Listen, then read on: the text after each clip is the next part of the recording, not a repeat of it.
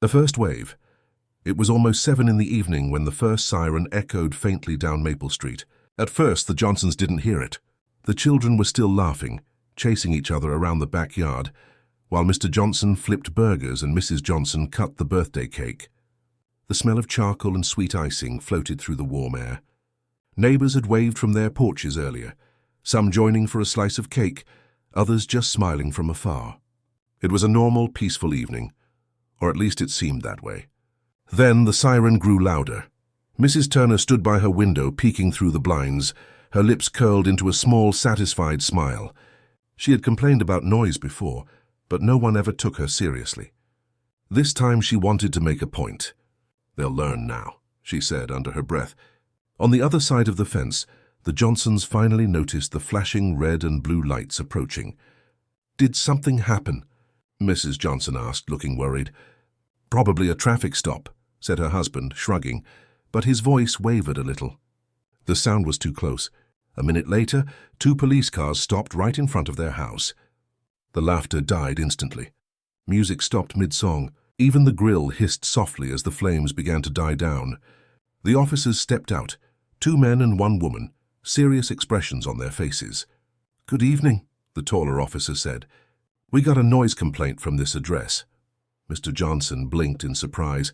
"Noise complaint?" "Officer, it's just a small family party." "My son's turning 8. The officer nodded but glanced past him at the backyard. "We understand, sir. Just need to make sure everything's in order." Mrs. Johnson felt a strange chill crawl up her arms. She had seen Mrs. Turner's curtains move just slightly. "It's her," she whispered. "She called." The officer stepped closer. "May we come in?" Mr. Johnson hesitated, looking from his wife to the officer. "Of course," he said finally, moving aside. The children, sensing tension, gathered near their mother. The smallest one, Lily, clutched her mother's leg, whispering, "Are we in trouble?" Mrs. Johnson smiled weakly. "No, sweetheart, everything's fine." But it wasn't fine. As the officers walked through the yard, Mrs. Turner's eyes followed them from her window.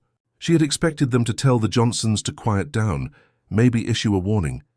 But when one of the officers' radios crackled suddenly, the situation shifted. "Units in the area, we have a reported disturbance. Possible altercation nearby, address unclear, proceed with caution." The message came from dispatch, garbled but urgent. The officers exchanged glances. One of them asked, "You folks hear or see anything unusual around here?" Mr. Johnson shook his head quickly. "No, officer, just the birthday party." Before the officer could respond, there was a loud bang, not from the Johnsons' yard, but somewhere down the street, a sound like metal slamming against pavement, followed by shouting. The officers drew their flashlights instantly. "Stay here," the tall one ordered, running toward the street with his partners. Mrs. Johnson pulled her children close. "Inside now," she said. The family hurried through the sliding glass door, locking it behind them. The night, once full of laughter, now felt heavy and strange. The sirens multiplied in the distance. More cars, more flashing lights. Mr. Johnson turned off the grill and peered through the fence gaps. Mrs. Turner's house was dark except for her glowing window. He could see her shape, still watching, motionless. "She's enjoying this," he muttered. Inside, the TV flickered with breaking news. Reports of a disturbance and possible explosion near the Maple Street area. "Residents are advised to stay indoors," Mrs. Johnson gasped. "That's here." The children were crying now. Mr. Johnson tried to stay calm. "It's probably just an accident. Stay quiet." But then the lights in the house flickered once, twice, and went out. Total darkness. The hum of summer crickets was gone too, as if the entire neighborhood was holding its breath. From outside came the sound of running footsteps, not police, but hurried, uneven steps like someone stumbling. Mr. Johnson whispered, "Who's out there?" and grabbed a flashlight. When he shone it through the window, the beam caught something, a figure standing near the fence. It wasn't a police officer. It was a man in torn clothes, covered in dust, his face pale and shaking. "Help!" the man croaked. "Please, help me!" Mrs. Johnson screamed quietly and pulled the kids back. Mr. Johnson froze. "Sir, are you hurt?" The man shook his head weakly, then looked over his shoulder. "They're coming," he whispered, before collapsing to the ground. Mr. Johnson ran outside against his wife's cries. He knelt beside the man. "Who's coming?" "What happened?" The man tried to speak, but only one word came out clearly. Wave. Then he went still. Mr. Johnson's heart pounded. He turned toward the street. In the distance, through the flickering red and blue lights, something moved. It looked like mist at first, rolling low along the ground, but it shimmered strangely, almost alive. The police officers' flashlights cut through it, but the beams bent and twisted, as if the air itself was warping. One officer shouted something, but his voice broke into static over the radio. Then, one by one, the flashlights vanished. The mist rolled closer, silent but unstoppable. Mrs. Johnson banged on the window. "Mark, get inside." He ran back, locking the door behind him, his chest heaving. "Something's happening," he said. "It's not just an accident." The children were huddled together, eyes wide. Outside, the sirens faded, replaced by a low humming sound, deep and steady, like the earth itself was groaning. Across the fence, Mrs. Turner's lights went out too. Her window went dark, and for the first time that night her frown was gone. She was simply gone. The Johnsons stood together in the dim glow of a flashlight, listening as the sound grew louder. Something unseen was sweeping through the neighborhood, the first wave of whatever had begun that night. The blackout, second wave. The Johnson family huddled together in the darkness as the strange hum outside grew louder. It wasn't like any sound they had heard before.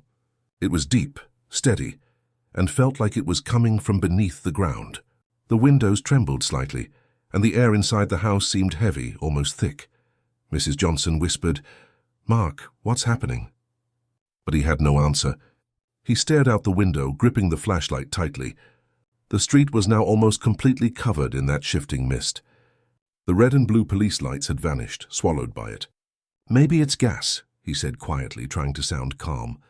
"We should stay inside, close all the vents." But when he turned toward the living room vent, he noticed something strange. The air was no longer moving. The ceiling fan had stopped, and even the sound of the refrigerator was gone. The entire house was dead. "The power's out," Mrs. Johnson said softly. Then they heard a noise from upstairs, a faint tapping like footsteps. Their son Alex froze. "Mom, is someone up there?" Mrs. Johnson's eyes widened. "No one should be," she whispered. "Everyone's down here." Mark picked up a kitchen knife and motioned for them to stay quiet. The tapping came again, slower this time, moving toward the staircase. He crept forward, every board creaking under his feet. When he reached the stairs, he looked up and froze. A shadow moved across the top landing. "Who's there?" he called out. No answer. He took another step, then suddenly a loud thud, like something heavy falling. The kids screamed and the flashlight flickered. Mark ran up the stairs, shining the beam around. The hallway was empty, but a small window at the end was open, swinging in the breeze. Curtains flapped wildly. He ran to it, shining the light outside, and saw that the mist had risen higher. It was now creeping up the houses, covering fences and mailboxes. But it wasn't just mist anymore. Inside it, faint shapes moved, slow, drifting like figures made of smoke. He stumbled back, heart racing, and slammed the window shut. When he returned downstairs, his wife's face was pale. "Mark," she whispered, pointing to the back door. "It's open." He turned. The sliding glass door they had locked earlier was now slightly ajar. A cold breeze flowed in and the curtains danced. "Everyone into the pantry," he ordered. "Go now." Mrs. Johnson gathered the children and hurried into the small pantry near the kitchen. Mark closed the door halfway, crouching near it to listen. Outside there was movement. Faint steps, soft breathing, maybe more than one person. Then a whisper. It was faint but clear. "Help me." It was the same voice as the man who had collapsed earlier. Mark's blood ran cold. That man couldn't be alive. He had no pulse. He swallowed hard and called out, "Who's there?" The whisper came again, closer this time. "Please, let me in." Mark stood frozen, the flashlight beam shaking in his hand. Then the voice changed, deeper, slower, wrong somehow. "Let me in." It repeated over and over, growing louder until it sounded like it was right outside the door. The children started crying quietly in the pantry. Mark shut the door completely, locking it. Then silence. For a full minute, nothing moved. The air was still. He leaned forward, pressing his ear to the wood. And then a bang. Something hit the wall hard, followed by a screech that cut through the air like metal on glass. The whole house shook once, then again. The light flickered out completely, plunging them into darkness. Mrs. Johnson held her children close, whispering prayers. Mark felt his way to the corner, trying to stay calm. The sound faded again, replaced by the humming outside. But this time it was joined by something else, a faint rhythm like heartbeats pulsing through the ground. The second wave had begun. Outside, the mist thickened and spread from house to house. Streetlights blinked once and died. One by one, homes went dark. From somewhere down the street came a scream, high and terrified, then another. The Johnsons couldn't see what was happening, but they could feel it. The walls seemed to vibrate softly, and a low light, pale and blue, began to glow faintly through the windows. It pulsed like a heartbeat in rhythm with the hum. Mark opened the pantry door a crack and peeked out. The blue light shimmered through the glass, soft and eerie. He could see the outlines of trees bending slightly, though there was no wind. Then suddenly the hum stopped. Total silence again. "Is it over?" Alex whispered. Mark didn't answer. He took one step out of the pantry, scanning the room. The air smelled different now, metallic, sharp. Then he noticed something on the wall. A pattern. Lines of moisture forming symbols, faint but deliberate. They weren't random. They looked carved, glowing softly under the blue light. "Mary," he whispered to his wife. "Come look at this." She stepped out, eyes wide. "What is it?" "I don't know," he said. "But it wasn't here before." The children stayed in the pantry doorway, clinging to each other. Outside, a faint sound began again. This time like whispers, hundreds of them all at once, carried by the mist. Words too soft to understand. The blue light brightened suddenly, then snapped off. Blackness. The house went still again. For a moment they all stood frozen. Then came a knock at the door. 3 slow, heavy knocks. Mark raised the knife, his hand trembling. "Who is it?" he called. Silence. Then a voice that made his heart stop. Mrs. Turner's. "It's me," she said softly. "Open the door," Mrs. Johnson gasped. "That's impossible," she whispered. "She's gone." The voice came again, clearer this time. "Please, it's so cold out here." The doorknob turned slightly. Mark shouted, "Stay back!" But the door creaked open on its own, just an inch. Beyond it there was nothing, just thick glowing mist. Then from deep inside it, 2 pale eyes blinked. The door slammed shut, rattling the whole house. Mrs. Johnson screamed, clutching the children. Mark stumbled back, breath ragged. The humming returned again, louder than ever. The walls shook, and outside the mist exploded upward like a wave crashing over the street. The Johnsons fell to the floor, covering their ears as the sound roared through every crack and corner. Then, just as suddenly as it began, it stopped. Silence returned. But this time, when the light flickered back on, the house wasn't the same. The furniture was in different places. The clock on the wall was stopped at exactly midnight, and outside the window, where their backyard used to be, there was only fog. Endless moving fog. The visitors' third wave. The Johnsons sat frozen on the living room floor, the silence pressing down on them like a heavy blanket. The only sound was their own breathing, fast, shaky, uneven.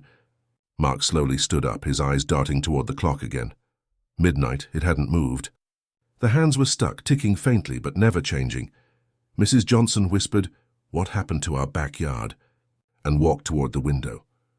The fog outside had thickened so much that she couldn't see even an inch beyond the glass. It looked like a wall of smoke, alive and shifting, as if something inside it was trying to push through. She reached out and touched the window, and it was ice cold. Then, faintly, she saw a shadow. It wasn't close at first, just a dark blur in the mist, but it was moving toward the house. "Mark," she said quietly, not taking her eyes off it. "Someone's out there." Mark rushed over, gripping the flashlight again. The beam reflected off the fog, showing nothing clear, but the shape kept coming, slow and steady, until it stopped right outside the window. The children whimpered, hiding behind their mother. The figure didn't move. It just stood there, tall and still, facing the house. Then it raised a hand. Slowly, the fingers spread apart and pressed against the glass. The fog rippled like water. Mark shined the light directly at it, and for 1 second he saw a face. Pale, almost featureless, eyes like hollow lights, a mouth that wasn't really there but still seemed to smile. He stumbled backward. The flashlight slipped from his hand and rolled across the floor. When he looked again, the figure was gone. The fog was still. "What was that?" Alex whispered. Mark didn't answer. He couldn't. His throat was dry, his mind blank. Mrs. Johnson held the children tighter. "We can't stay here," she said. "We have to get help." Mark nodded slowly. "The car," he said. "If the street's still there, we can drive out." But deep down, he wasn't sure the street was still there. He opened the front door carefully. The fog pushed inward slightly, swirling around his feet, but he forced himself to step outside. The air felt thick, heavy, hard to breathe. Behind him, Mrs. Johnson said, "Be careful." He nodded and moved forward step by step. The driveway was still there, but barely visible. He clicked his car remote, and for a moment the headlights flashed, 2 weak beams cutting through the fog. Then they flickered and went out. "Come on," he muttered, reaching the driver's door. It opened with a creak. He climbed in and turned the key. The engine didn't even try. Dead. Then he heard it. Faint tapping on the roof. Tap. Tap. Tap. He looked up, heart hammering, but saw only white fog pressing against the windshield. The tapping grew louder. Tap, tap, tap, tap. It moved across the roof, then stopped right above him. He held his breath. Suddenly something slid down the glass, and a handprint. Thin, pale fingers smeared across the surface, leaving streaks. He bolted out of the car and ran back to the house. The fog followed him, curling around his legs. When he slammed the door shut behind him, his wife was crying quietly. "What's happening to us?" she asked. "Where are the police? The neighbors?" He shook his head. "They're gone. All gone." Just then the sound of footsteps came from above again, heavier this time, deliberate. Mark gripped the knife once more. "They're inside," he whispered. He climbed the stairs slowly, one step at a time. The house creaked softly. At the top, the hallway stretched before him, empty and dark. The open window was now closed, the curtains still. But the air smelled strange, like iron and smoke. He shined the flashlight toward the kids' room and froze. Someone was standing there, facing the wall. It was a tall figure, completely still, its head slightly tilted. "Who are you?" Mark shouted. The figure didn't move. He took one more step. Then it turned. For a moment the light caught its face. Smooth, pale, no eyes, no mouth. Just empty skin. Mark stumbled back, falling against the wall. The figure tilted its head the other way, as if studying him. Then, without a sound, it started walking forward. Mark ran. He flew down the stairs, shouting, "They're here! They're here!" Mrs. Johnson screamed, grabbing the children and pulling them into the corner. The figure reached the bottom of the stairs, its movement slow but steady. Another appeared behind it, and another. 3 in total. They moved like shadows, their feet never quite touching the ground. The room grew colder with each step they took. The flashlight flickered wildly. "Stay back!" Mark shouted, waving the knife. The figures paused as if they understood. Then one of them raised a hand, and the lights went out completely. The children cried out. Mrs. Johnson clutched them tightly, whispering, "Don't move, don't move." In the dark, they could hear soft breathing, not human breathing, something heavier, slower, almost mechanical. Then came the whispering again, the same strange language from before. Mark swung the knife blindly, but it hit nothing. The whispers grew louder, echoing all around them, coming from every wall, every corner. Then a burst of light, blue, bright, blinding. The figures were gone. The Johnsons blinked rapidly, disoriented. The house looked normal again. Lights on, furniture back in place, the clock ticking. "Was it over?" Mrs. Johnson whispered. But when they looked outside, their hearts froze. The fog had lifted, revealing the street, but it wasn't their street anymore. The houses were twisted, melted, wrong. Trees bent at impossible angles. The sky wasn't black, but deep purple, swirling like ink. And standing at the edge of the yard were dozens of figures, motionless, waiting. Their hollow faces turned toward the Johnsons' house. Mark stepped back, pulling his family behind him. "Don't look," he said. But it was too late. The figures began to move, slowly, together in perfect rhythm, like a wave rolling forward. Their bodies flickered, fading in and out of sight. The hum returned, louder than ever, shaking the ground beneath them. The windows shattered. The lights exploded. And then, just before everything went dark again, Alex whispered, "Dad, they're not coming for us." Mark turned. "What?" The boy pointed at the wall. Glowing symbols, and the same ones as before, were spreading across it again, pulsing like veins. "They're already here," Alex said. The house filled with white light and the world vanished. The awakening, final wave. When the light faded, everything was silent. Mark blinked several times, trying to focus, but his vision was blurry. The air smelled like burnt metal. He called out, "Mary? Kids?" But his voice sounded distant, like it was echoing through water. Slowly the shapes around him came into view, but it wasn't their house anymore. The walls were grey and smooth like stone, glowing faintly from within. There were no windows, no doors, just a single endless hallway stretching in both directions. He turned around, heart racing, and saw Mary holding Lily and Alex close. They looked terrified but unharmed. "Where are we?" she whispered. Mark shook his head. "I don't know." He took a step forward, his shoes making no sound on the strange floor. The air was still, heavy, humming softly. As they walked, the walls shifted colors, pale blue, then white, then a dull red, like something alive was moving beneath them. The children clung to their mother. "Dad, I want to go home," Lily sobbed. Mark knelt down. "I know, sweetheart. We'll find a way." But even as he said it, he wasn't sure there was a way. The hallway bent slightly, leading to a large, open room. In the center was a sphere of light, hovering just above the ground, spinning slowly. It gave off a warm glow that pulsed in rhythm with the low hum. Around it were faint shapes, human-like but motionless, standing in a circle as if guarding it. "Are those—" Mary began, but stopped. The figures looked almost transparent, like reflections made of smoke. One of them moved slightly and a whisper filled the air, soft, layered, almost musical. The words weren't English, but they felt familiar somehow. Alex covered his ears. "Make it stop," he cried. The sphere pulsed brighter, and suddenly memories flashed through Mark's mind, not his own. He saw cities covered in fog, people running, bright lights falling from the sky. He saw faces twisted in fear, and then nothing but darkness. He gasped and fell to his knees, clutching his head. "Mark!" Mary cried, rushing to him. "What's wrong?"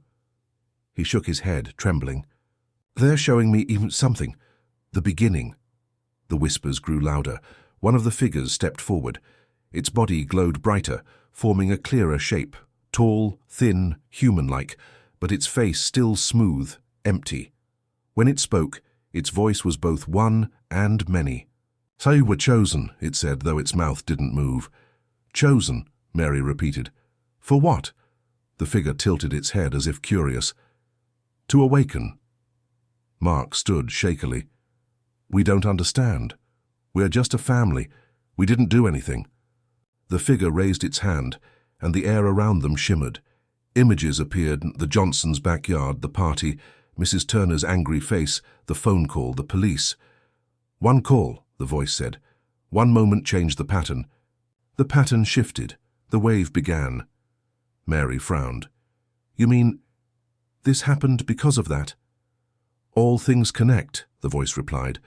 "One sound, one thought, one signal," and the veil broke. The sphere pulsed faster now, filling the room with golden light. The other figures began to move, slowly circling around it.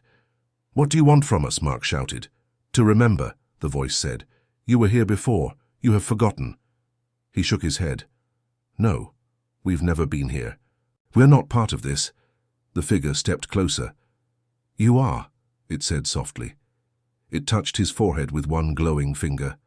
A shock ran through his body, and suddenly he saw flashes of another life, another world, the same faces, but different time. He saw himself standing in a field of light, speaking with beings of smoke. He saw the same sphere, but broken, and then a wave of darkness swallowing everything. He screamed and fell backward, gasping for air. Mary held him, tears in her eyes. "Mark, please." The light dimmed again and the figure lowered its hand. "It begins again," it said, "the cycle." Then it stepped back and the walls of the room began to crack, glowing brighter and brighter. The humming turned into a deep roar, shaking the floor. "We have to get out of here," Mary shouted. But there was nowhere to go. The walls broke apart, shattering into white dust, and suddenly they were standing outside. But not in their neighborhood. The sky was glowing red, the ground cracked and dry. The air shimmered like heat, though it was cold enough to sting their skin. In the distance, the faint outlines of houses floated like mirages, bending and twisting. The fog was gone, but everything felt wrong. "It's another world," Alex said softly. "No," Mark said, "it's our changed." Then they heard the sound, the hum again, but this time mixed with deep, rhythmic thuds, like footsteps of something massive. The ground trembled with each one. On the horizon, shapes began to rise, tall, thin, shimmering. Dozens of them, hundreds. The same beings from before, emerging from the red haze, moving in perfect unison. "They're coming," Mary whispered. Mark pulled his family close. "Run!" They sprinted across the cracked ground, their breaths sharp and cold. Behind them the figures didn't chase. They just watched, glowing brighter. Then one by one beams of light shot up from the ground around the Johnsons, forming a circle. The family stopped, trapped inside. The hum reached its peak. The largest figure stepped forward, its body towering above them. "Awakening complete," it said, its voice echoing inside their heads. The ground beneath them cracked open, and a blinding light poured out. The children screamed, holding onto their parents. "What are you doing to us?" Mark yelled. The figure looked down at him. "Returning balance," it said. "You broke the silence. Now you must keep it." The light engulfed them completely. There was no pain, only stillness, endless, deep, silent. When Mark opened his eyes again, he was standing in his backyard. The sun was rising. Birds were singing. The grill was cold, the table empty. Everything looked normal. For a moment he thought it had all been a nightmare. Then he turned and saw Mrs. Turner standing by the fence, smiling softly. "Morning," she said. "Lovely day, isn't it?" Mark didn't answer. He looked around, the house, the yard, the sky. Everything was the same, yet somehow different. The air was too quiet. No wind, no hum, no sound at all beyond his own heartbeat. He opened his mouth to call for his wife, but no sound came out. Across the fence, Mrs. Turner tilted her head and whispered, "They're still here." Her eyes glowed faintly white, and then, from deep within the silence, the hum began again. The Return. Epilogue. The morning light spread softly across Maple Street, touching every house with calm gold. Birds flew overhead, children's bicycles leaned against fences, and flowers swayed gently in the breeze. Everything looked peaceful. Too peaceful. Mark Johnson stood in his backyard, staring blankly at the fence. The air was still and heavy. Across from him, Mrs. Turner watered her plants, humming softly. She looked normal, her face calm, her eyes friendly. But Mark knew something wasn't right. He could feel it in his bones, a deep vibration beneath the surface of the world, like the ground itself was breathing. He turned slowly toward the house. Through the kitchen window, he saw Mary preparing breakfast, smiling faintly as she flipped pancakes. The kids sat at the table, laughing. It all looked normal, perfect even. But their laughter didn't sound real. It echoed strangely, as if it were being replayed from a recording. Mark walked inside, his shoes silent against the floor. "Morning," Mary said without turning. Her voice was smooth, steady, too steady. "Morning," he replied. He sat down and watched them eat. The pancakes smelled right, tasted right, but when he chewed, there was no flavor. He swallowed anyway, forcing a smile. "Did you all sleep well?" The kids nodded in perfect unison. "Yes, Dad," they said together. He froze. That was new. Mary turned then, her smile never fading. "Everything's fine now," she said. "It's over." But her eyes weren't brown anymore. They shimmered faintly white, just like Mrs. Turner's. Mark's stomach dropped. "Mary," he said slowly, "what happened last night?" She tilted her head slightly, as if trying to remember. "Last night," she said. "There was no last night." Alex laughed softly. "Dad, you're being silly." Lily nodded beside him. "We've always been here." Mark stood up, backing away. "No," he whispered. "No, that's not true." He ran to the living room and grabbed his phone. It turned on, but the screen was empty. No apps, no numbers, just a blank white glow. He dropped it. "What is this?" he shouted. The hum returned, faint, deep, from far away. The lights flickered once, twice, then steadied again. Mary turned toward him, still smiling. "You broke the silence," she said softly. "Now you keep it." Mark's pulse raced. "What are you?" She didn't answer. The kids stood up, their movements slow, identical. "We're awake," they said together. He stumbled back toward the door and ran outside. The street looked perfect. Cars parked neatly, sprinklers hissing, the smell of fresh-cut grass in the air. But every person he saw was standing still. Mr. Peters, their mailman, stood by his truck, with a letter in his hand, not moving. Mrs. Green from next door was frozen mid-wave, her face stuck in a cheerful smile. "Hello?" Mark shouted. No one answered. The only sound was that low hum, growing louder now, rising from the ground itself. He fell to his knees, clutching his ears. "Please stop," he yelled. Then, just as suddenly, everything froze. The hum stopped, the air thickened, and all the people, every neighbor, every frozen figure, turned their heads toward him at the same time. Perfectly in sync, their eyes glowed faintly white. "Balance restored," they whispered in one voice. Mark's heart pounded as he backed toward his house. "No," he said, "no, it's not real." The world around him began to flicker, the sky turning grey, the houses bending slightly, the ground trembling beneath him. He ran inside and grabbed his family's hands. "We're leaving," he said, but their fingers were cold, stiff, lifeless. "You can't leave," Mary said softly. "This is the new beginning." "No," Mark whispered, tears streaming down his face. "I'll find a way out." He ran to the front door and threw it open, but instead of the street he saw only fog. Endless, bright, white fog. It moved like slow waves, curling inward. Then a voice, the same voice from before, filled his mind. "You are part of the cycle now. You called us. You awakened us. You are us." Mark screamed, slamming the door shut. He fell to the floor, shaking. Mary knelt beside him, placing a cold hand on his cheek. "Don't fight it," she whispered. "You'll forget soon. It's easier when you forget." He looked into her glowing eyes. "I'll never forget," he said through clenched teeth. She smiled sadly. "You will." The room dimmed, the light fading slowly. The hum returned again, softer now, almost comforting. One by one the memories slipped away. The party, the laughter, the mist, the fear. His mind felt heavy, his body numb. When he opened his eyes again, it was evening. The backyard lights glowed gently. Music played faintly from a speaker. Friends were gathered around the grill, laughing. It was the birthday party again, the same moment as before. The kids chased each other. Mrs. Johnson smiled, and across the fence, Mrs. Turner frowned, muttering, "These people never learn." Mark stood in the middle of it all, frozen.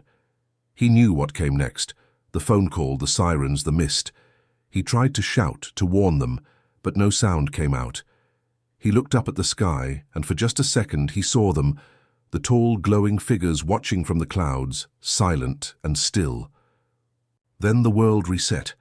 The laughter started again. The music played. Mrs. Turner picked up her phone.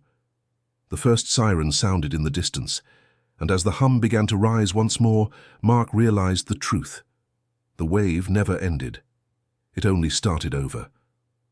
The story of the Johnsons was never just about one family, one neighborhood, or one strange night. It was about the moment everything changes, the split second when the ordinary world cracks and something ancient seeps through. It began with laughter, with a birthday, with the smell of grilled food and the sound of a phone call, a single action born from irritation, a complaint whispered across a fence, opened a door that was never meant to be opened. The first wave was confusion. The second brought darkness. The third revealed what had always been watching. The fourth was awakening. The truth that they were never alone, that silence hides more than sound ever could. And the fifth, the return, showed that time is not a line but a loop. The hum, the fog, the figures, they were not invaders. They were echoes, ripples of something bigger, a memory replaying itself again and again. Every moment we live leaves a sound, a vibration. Sometimes if the world grows too quiet, those echoes come back.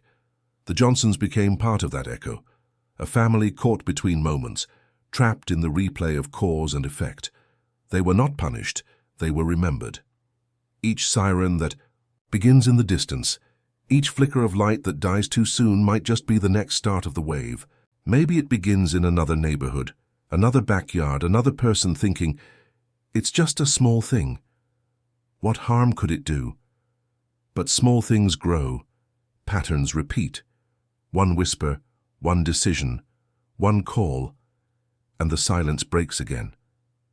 The hum you hear late at night when the world feels still is not the sound of machines or the wind. It is the memory of them, of the Johnsons, of the moment the veil tore open, of the voices that came through. It is a reminder that not all endings are ends. Some are beginnings that circle back, wearing different faces each time. Somewhere in some quiet street the air will shift, the lights will flicker, and laughter will turn into silence once more. And someone will look up, confused, wondering why it feels like they've lived this before. That's when the echo returns. The wave is never gone, it only waits, patient, listening, humming beneath the world, for someone to break the silence again.